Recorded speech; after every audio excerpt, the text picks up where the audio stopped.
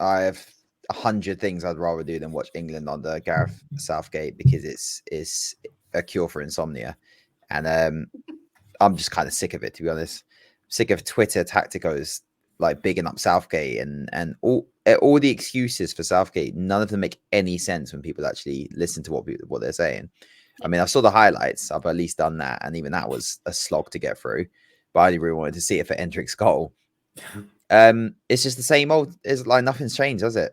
It's the same old stuff. I mean, majority of that team that lined up were people who are going to start at the Euros. Like, let's be real. Like this whole thing of without squad depth, it's like Ben Chilwell was our only fit left back, natural left back at the moment.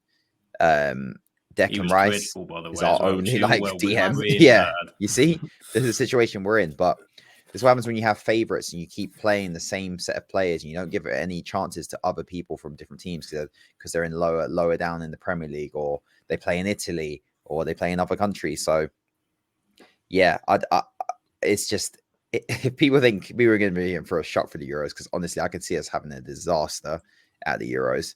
I mean, luckily our group isn't that great, but if we had a few, decent also teams in there, I'd definitely consider us like just drawing our way out of it because it's so bad. I mean, what's the excuse people say? Well, here's one of them. He's the best. He's got the best record for England manager since, who is it? Is it since 66? He's got the best record since 66. Have people actually looked at the teams that he's being at finals for that record? It's like Panama, like Colombia without James Rodriguez, who was player of the tournament. He was missing that game. And then when we come against Croatia, get knocked out.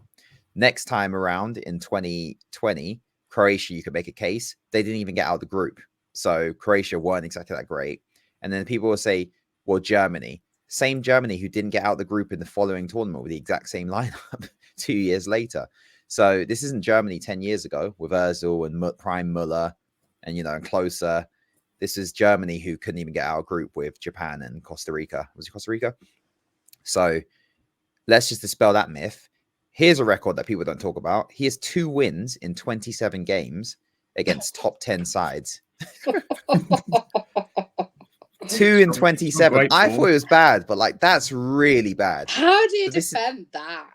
This is like people. It's like as soon as we come up against a top side who are playing very well, we are not going to beat them, and it's been proven time after time again. So we'll do well on the group stage. We'll play like a down and out Portugal or someone like that who's not playing well. That's what happened. We'll get Portugal in like the quarterfinal. They'll be awful. They have this Ronaldo problem. We'll beat them, and then it's like, oh, Portugal's another one. And then we come against France, a German side who are probably like completely over the hump that they had over the last 3 years. That Germany team, I think they'd only won like 3 games in 3 years or something, including friendlies, and then we just lose. So it's the same old nonsense. And then the other thing is pragmatism. This is a funny one. He's pragmatic. He's conservative. It's the English way. We have to be like very defensively structured. That's how you win a tournament. I dare anyone to name one team who's won a World Cup or a Euros playing defensive football or conservative football, because I can't think of any. Definitely not any in my lifetime. And then secondly, I would understand that if those were your strengths. And I was saying that earlier, like the best players in our team play for attacking, possession heavy, pressing systems. So when you're talking about conservative, you're really only, it's not even a shot, but you're only really talking about like Rashford. Rashford can play in that system because Man United are effective in that system. So, Maguire. So it's like, are we really accommodating only Rashford and Maguire and maybe Luke Shaw? Harry Kane plays for Bayern Munich. They have probably 70% possession in every game they play in the Bundesliga. Jude Bellingham plays for Real Madrid. Saka plays for Arsenal. Foden plays for Man City. John Stones plays for Man City. Declan Rice plays for Arsenal. These are all teams who rely on having the ball and attacking their opponents. So why the hell would you go conservative? It makes no sense whatsoever. So what you're doing is just nullifying all of our best players. And that is my problem with Gareth Southgate. We're not going to win, and we're wasting, how many years have you been here? 8 years? It's 8 years which have been completely wasted, because this team on paper could win a tournament and no one would bat an eyelid, because there is some absolute quality in that team and they're gelling. So yeah, I honestly, the Euros, I'm not really, I'm excited for the tournament, but I'm just kind of like, it is what it is. I'm not as excited as I was with the last 2 where you were going into, you're like, oh, we've got a chance here. I'm looking at this, I'm like, with him as the manager, you know exactly how we're going to play, which means all the other teams know how exactly we're going to play. And it's just going to be the same old semi-final, quarter-final. That's it. As soon as we come against the top side, we're out. And look at that Brazil. I mean, Brazil. Just look at Brazil's team. Sure, everyone here saw Brazil in I don't know people's ages and stuff, but the 2000s at least. Like everyone, Ronaldinho, Kaká, Carlos, you know, class everywhere. Insane. You know, R9, like Rivaldo towards the end. Yeah. They got like, did you see the fullbacks they had in that team? I mean, it's just. Didn't the centre backs have like one cap or something between them as well? Like exactly. The goalkeeper, they had 3 goalkeepers in the squad that never played a minute for Brazil.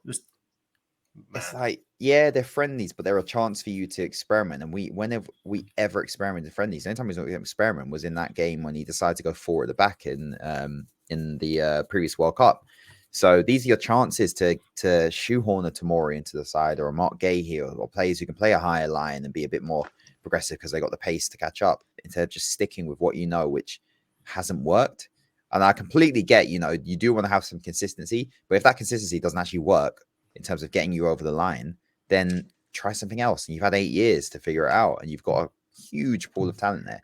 Anyway, I'm rambling on for a bit because it's just very frustrating, but it's just the same old. And it's just like, yeah, if you go to one of these friendlies now, I feel for you, because it's not going to be entertaining. Definitely isn't. It is tough, and we'll go to, because there's quite a lot of people in the chat obviously want their say as well on the game and Southgate in general. So Wakey Mank, Chilwell and Gallagher were awful during the game. Presenters and pundits always saying we have strength in depth. This game showed it. Simon comments as well about, we got to a semi-final and a final, which any other manager would have won. Exactly. Jen's not excited in the slightest.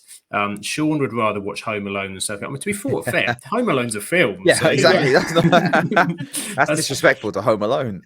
Yeah, absolutely.